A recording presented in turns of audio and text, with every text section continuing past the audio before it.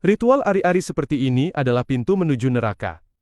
Ada sebagian orang yang percaya, jika mengubur ari-ari dengan cara dicuci lalu diisi benang jahit, jarum, bedak, kaca, sisir, gunting, kertas, pensil, bunga, lalu dikemas di dalam kendi tanah, ia berkeyakinan dapat membawa keberuntungan, perlindungan, dan hubungan baik antara bayi dan keluarganya, padahal keyakinan ini tidak ada dasarnya baik dalam Al-Quran maupun dalam As-Sunnah. Dan dalam hukum Islam keyakinan seperti ini termasuk syirik, karena secara tidak sadar pelakunya menggantungkan nasibnya dengan benda-benda tersebut.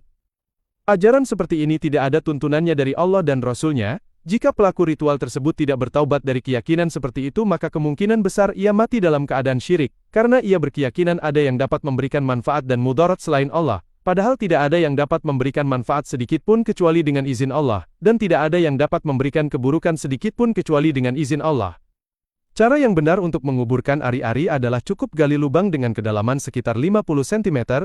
Hal ini bertujuan agar ari-ari tidak mudah digali oleh hewan. Setelah digali maka cukup taruh ari-ari tersebut di dalam lubang galian, lalu kubur dengan tanah dan padatkan tanahnya, jadi tidak perlu pakai ritual khusus atau pakai tempat khusus apapun itu, apalagi kalau sampai pakai lampu, itu perbuatan yang tidak ada manfaatnya. Semoga Allah mudahkan kita untuk menuju surga Firdaus, dan semoga Allah maafkan semua dosa kaum muslimin.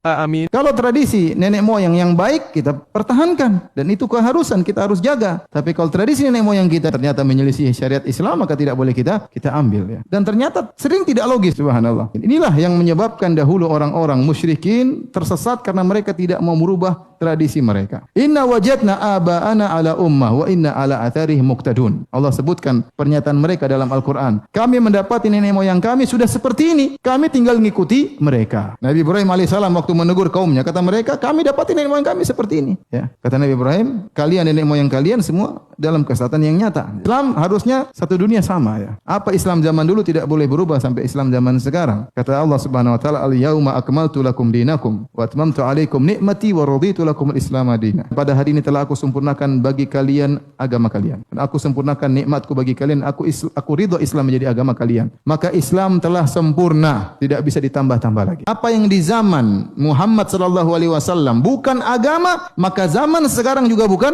agama. Karena kalau kita mengatakan di zaman Muhammad bukan syariat, sekarang jadi syariat, berarti dulu Islamnya Muhammad tidak sempurna sallallahu alaihi wasallam. Paham? Ini konsekuensi logis yang dikatakan Imam Malik rahimahullah taala. Seperti tadi, apakah Nabi pernah menyerukan ini? Kalau Abu Bakar, Umar, kalau enggak, ngapain kita meyakini hal tersebut? Maka tradisi tidak boleh dijadikan sumber akidah, karena akidah sudah diturunkan oleh Allah dengan paket yang tinggal kita terima, Al-Quran dan Sunnah dengan pemahaman para sahabat. Selesai. Judul full kajian di YouTube.